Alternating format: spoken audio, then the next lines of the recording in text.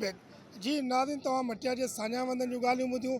हिन वक़्तु असां राब्तो कयो मटियारीअ जे रांदीगर आहिनि या जेके मुख़्तलिफ़ रांदियुनि जा शौक़ीन आहिनि, उन्हनि खां पुछूं था त क्रिकेट ग्राउंड न हुजण जे करे तव्हांखे केतिरी मुश्किलातुनि खे मुंहुं ॾियणो थो पए ऐं तव्हांजो जेको टैलेंट आहे उहो ज़ाया थिए थो।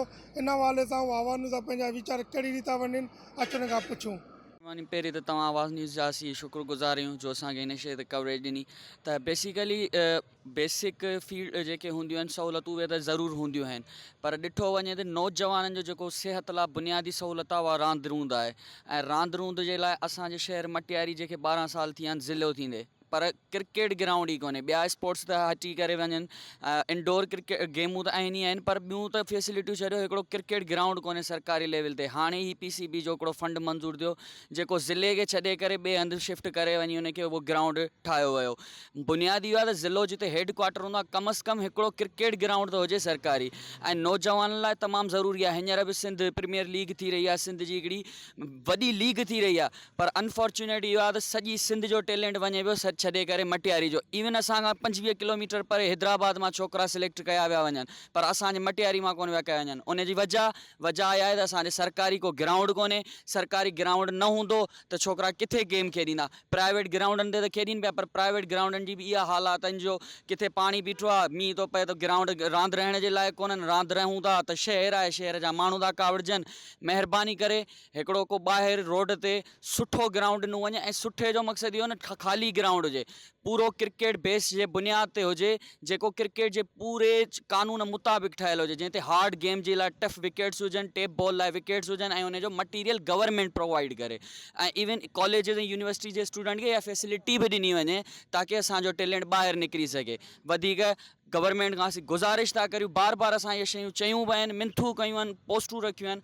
असीं वरी बि गुज़ारिश था करियूं त असांखे जस्ट हिकिड़ो क्रिकेट ग्राउंड ॾिनो वञे, ॿियूं फैसिलिटियूं छॾियो, रुगो हिकिड़ो क्रिकेट सरकारी ग्राउंड असांखे प्रोवाइड कयो वञे। ग्राउंड न हुअण सबबु त बाबा असां एॾो सची पुछो त रुगो आऊं न, पर बल्कि जेके बि नौजवान नस्ल आहिनि तक़रीबन सभु ज़हनी मरीज़ थी विया आहिनि। छो जो हिकिड़ो त महांगायूं एॾियूं रूज ते वयूं हलियूं आहिनि, माण्हू महांगाई सबबु अॻे ई परेशान आहे। ॿियो जेको थोरा घणो स्पोर्ट्स ग्राउंड हुआ उहे बि ख़तमु थी विया हलिया। सरकारी सतह ते जेके चंद हुआ उन त मुकमिल तबाह बिल्डिंगूं ठाराए सरकारी लाइ कहिड़ो कमु करे छॾियो अथनि। असां आवाम खे एॾो परेशान कयो अथनि। असीं सिंध हुकूमत खे इहा गुज़ारिश करियूं था, असांजे आवाम जे पैसे मां असां आवाम खे को रिलीफ न ॾींदो त असां कीअं जी सघंदासीं। स्पोर्ट्स ग्राउंड हूंदे ई माना नौजवाननि जो हिकिड़ो ज़हन खे कुशादो करण जे लाइ हूंदो आहे। जेकॾहिं स्पोर्ट्स जे लाइ ग्राउंड न हूंदो त ज़ाहिरी ॻाल्हि आहे किथां वेंदो माण्हू, या घरु वेठो हूंदो या होटलनि ते वेठो हूंदो। शाम पहिरियों माण्हू इंजॉय करणु निकिरंदो आहे, भाई स्पोर्ट्स ग्राउंड ते वञूं, थोरो वॉक बि थी वेंदी, रांदि बि थी वेंदी, थोरो माण्हू फिटनेस बि ठही वेंदी। पर जॾहिं असांजो सरकारी सतह ते ग्राउंड ख़तमु थी विया हलिया आहिनि त हाणे असीं वञूं किथां, कंहिंखां किथां रड़ियूं करियूं। बाक़ी जेको असांजी ज़िंदगी जेकी थोरी घणी बची आहे, असां हुकूमत उहो ई अहिड़ो हशर कयो आहे जो वस पुॼे न असांखे गोलियूं अवाम खे हणी माराए छॾीनि।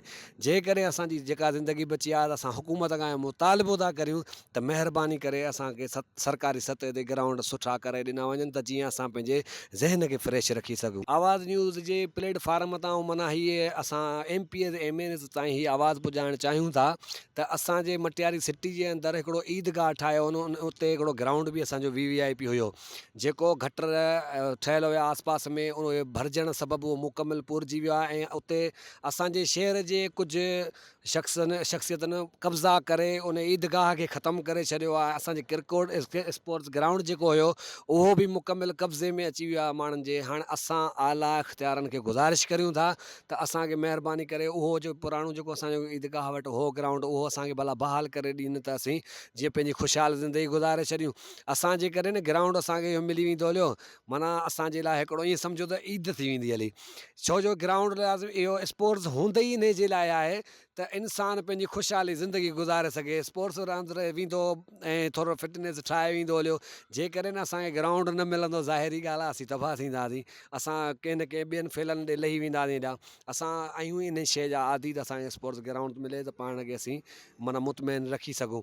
ऐं असां MP MN सिंध हुकूमत खे इहा गुज़ारिश था करियूं हिन आवाज़ TV जे थ्रू त महिरबानी करे असांजो ईदगाह बि बहाल करे ॾिनो वञे, ऐं जेके कब्ज़ा कया विया आहिनि उते उहे बि ख़तमु कराए वञनि, असांजो ग्राउंड जेको हिते हुयो उहो बि असांखे माना तामीर सुठो कराए ॾिनो वञे त जीअं असीं हुते पंहिंजी इंजॉय करे सघूं। ऐं आवाज़ वारनि जो शुक्रगुज़ार आहियां जिन हीअ रियल इशू खयो आहे ऐं हिन जो मसइलो एॾो वॾो आहे असांजे मटियारी ज़िले सां जंहिंजी का माना इंसानियत जो को लफ़्ज़ चइजे न कोन असांजे बचियो आहे।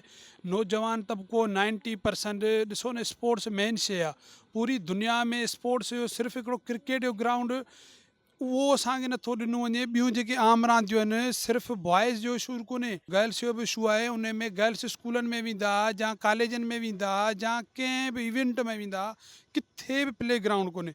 इन लाइ जिदोजहदूं हर तरह सां साफ़ियुनि जी त बिलख़ुसूसन हींअर काविश आवाज़ वारनि जी इन ते जिदोजहद जो सभु आवाज़ हिकिड़ो उथारियूं पिया, पर अमली तौर ते जेकी असांजी इंतिज़ामिया आहे ख़बर न आहे हिन ज़िले खे ज़िलो कयो त अथनि पर हिनखे खंडर बणाइण में कंहिंजो था, कंहिंजी साज़िश आहे। PCB पूरी सिंध में सम्झो स्पोर्ट्स जा दौरा करे बि छोकिरा अचनि पिया।